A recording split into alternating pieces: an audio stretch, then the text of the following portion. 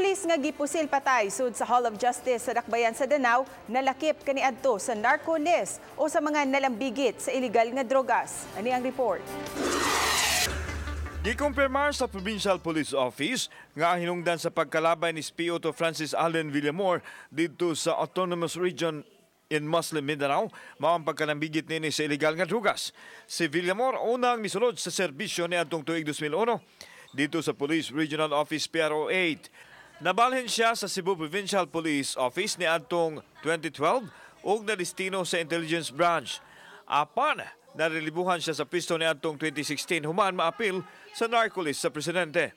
Na-relieve ni sila, appeal ni siya dito sa mass relief nga nahitabo katong 2016 nga katong mga personnel nga naay kalabutan kuno sa kanang illegal drugs. Padayon pa ang pakisusi sa kapulisan aron matumbok kung kinsa ang kriminal. Nasayran nga gikan mitambong sa hearing si Villamor isip police witness sa duha ka mga kaso.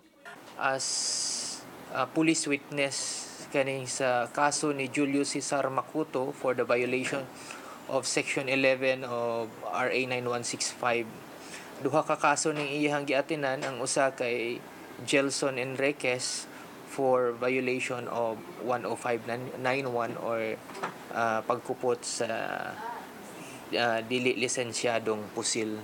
Kauban si John Solon, ako si Alan Domingo. Balitang Bisdak.